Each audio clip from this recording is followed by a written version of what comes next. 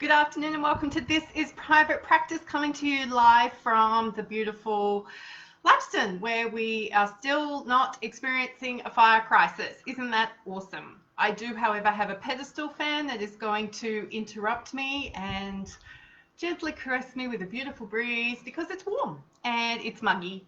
And I enjoy having a fan because that's how we do things here in Australia.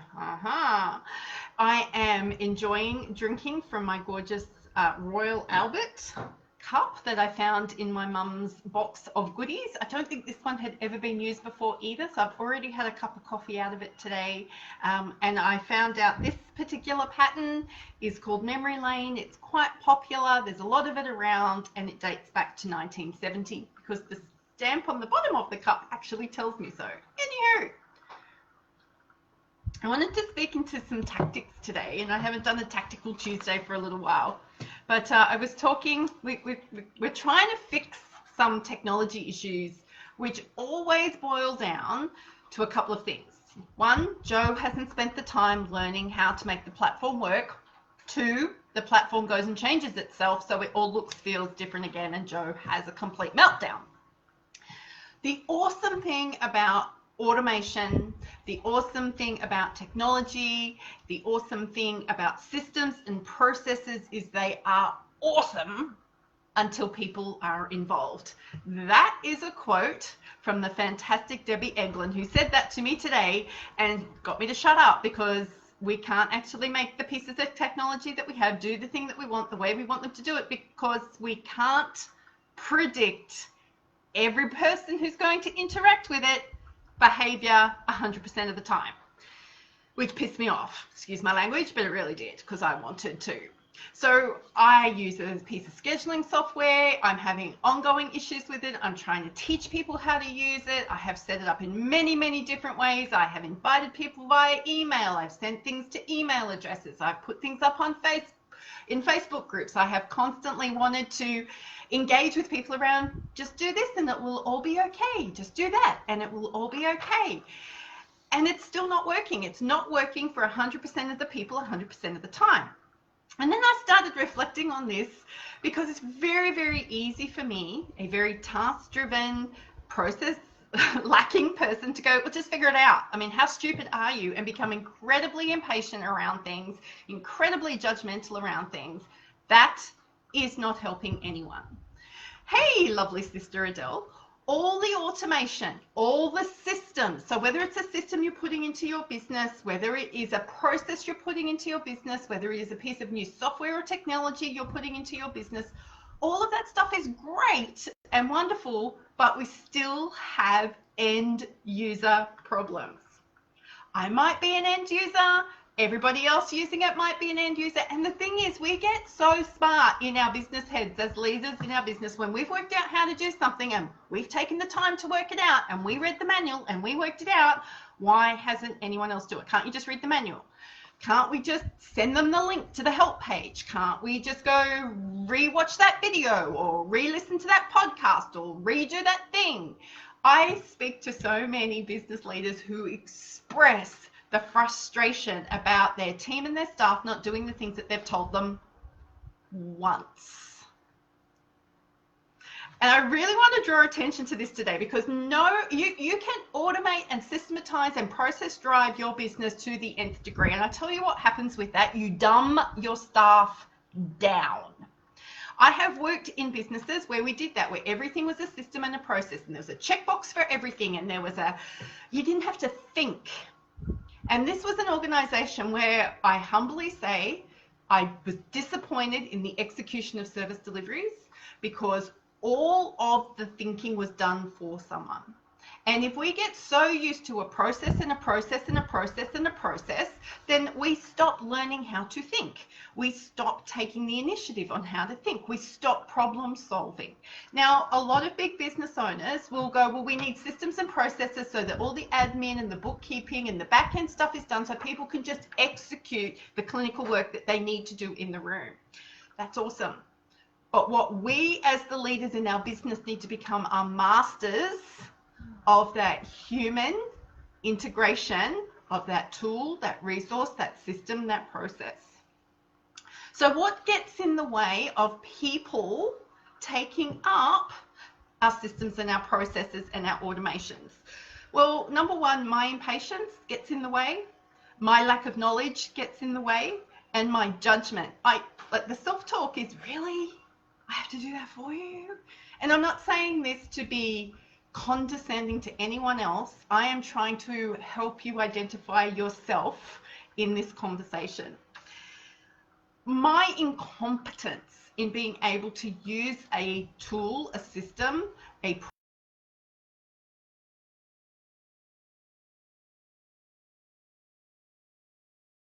rules Sophie has is make sure Joe follows the processes.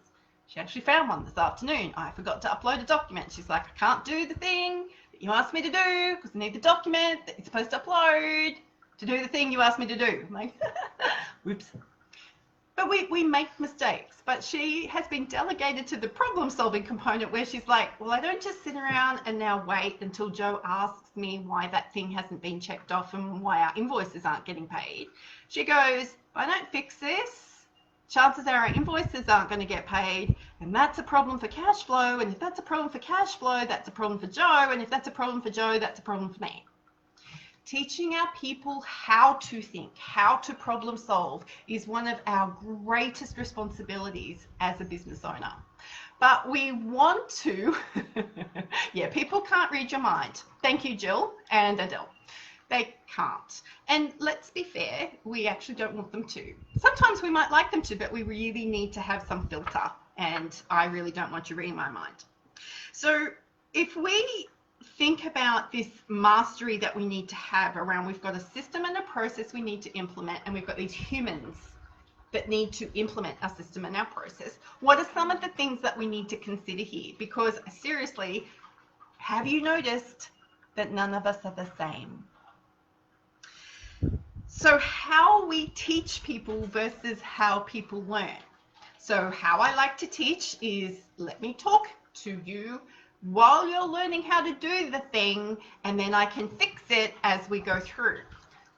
Not every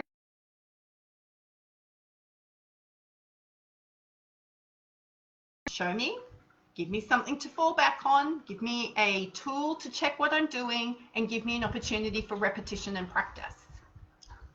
Other people are like, I want to read the book, I want to watch the video, I want to be instructed, then I want the opportunity to practice under supervision.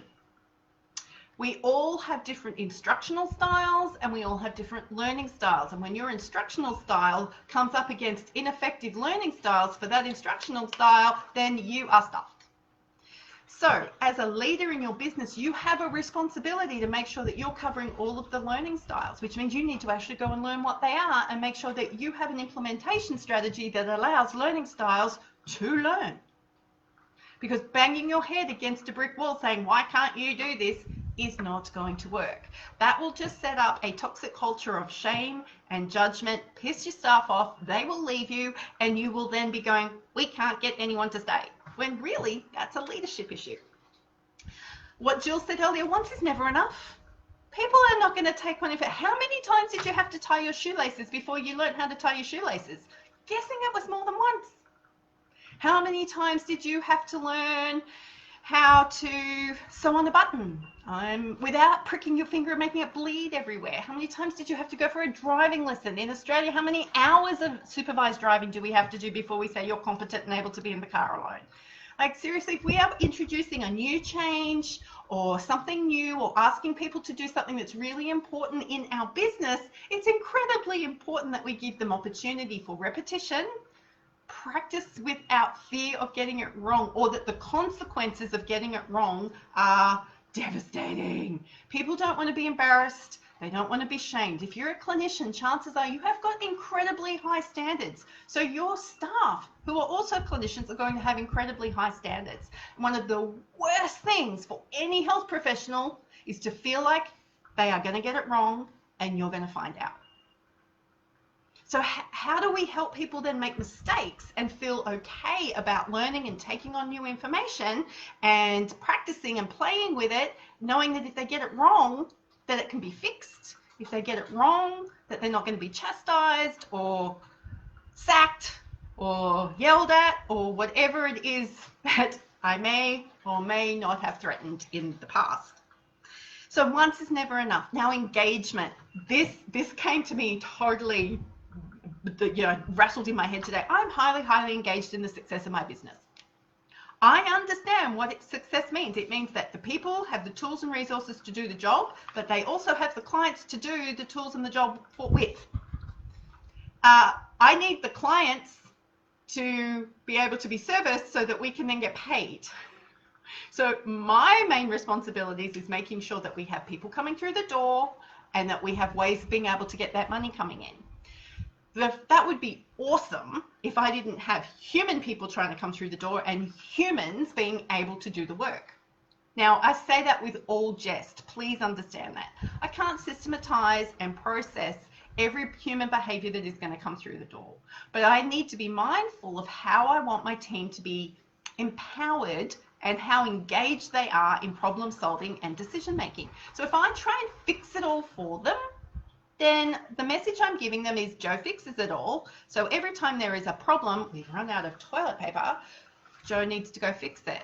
Or the light globe goes out, Joe needs to go fix it. Or there's no coffee, Joe needs to go fix it. Seriously, I do not want to be thinking about toilet paper supplies, light globe supplies, coffee supplies. I'm always thinking about, have we met?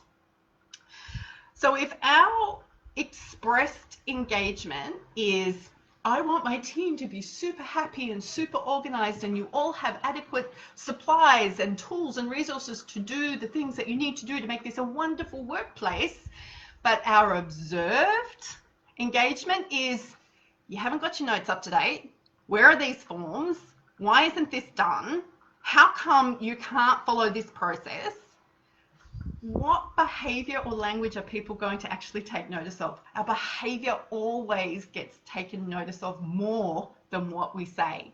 And we make people feel very uncomfortable about how we behave as opposed to what we say. I think we've all experienced this. We've probably all got experiences of bosses who have done this to us in the past, or critical parents that we may or may not have had in the past, who help us to feel less than without any assistance from our own. So how do we make all of this work? Well, it's important that we try and implement change slowly, taking into consideration that not everybody's going to uptake the change or the process or the automation in the same way at the same time. So for task completers like me, that means I have to get used to the fact that I have set up an automation in my active campaign, and some people may not read the email. They may ignore the email. They may delete it thinking it wasn't important. It may not go to the email address they gave me because they have a different email address that they would prefer that email to go to, or they simply just forgot because they got distracted. I don't know how to set that up in a way that helps people do the things that I want them to do. Similarly, I haven't got a way to help everybody in my business understand how we do all the things with all the I's dotted and all the T's crossed, which is why we need QA systems in place. It's why we need supervision in place. Not because Joe needs to go and fix everything, but so we've got checks and balances, because I want my business to be about serving humans, not about Joe feeling good about the tasks she's completed. Now, I feel really good about task completion. Let me just say that. That makes me feel awesome. But not at the expense of people's noses getting out of joint, me deliberately hurting people, people feeling shamed or humiliated. So I think it's important to take a step back today and go, yes, as business owners, we need to get systems. Yes, we need processes. Yes, we've got a lot of technology that we can use to help us automate and integrate. But we are always going to be dealing with the human. There will always be a human at the beginning and the end of that process. No amount of tags and triggers inside your CRM or your email automation is going to stop the fact that these are people. Now, we are experts in human behavior. So it's time that we actually started recognizing this about ourselves and asking the question, why is this difficult for this person? And becoming curious about what they need to take on the information, integrate the information, embody the information so that I'm not fixing it all the time. That's the mastery that we have as leaders in our business. So there you go. Let me have a look at some of the comments. It was really nice to have comments coming up in the feed today. Yes, you do need to know your peeps, Jill. You actually need to know enough to care about them. And it might mean that you don't get to know all of them intimately, but then you have team leaders involved or other people who help manage some of the systems and the processes.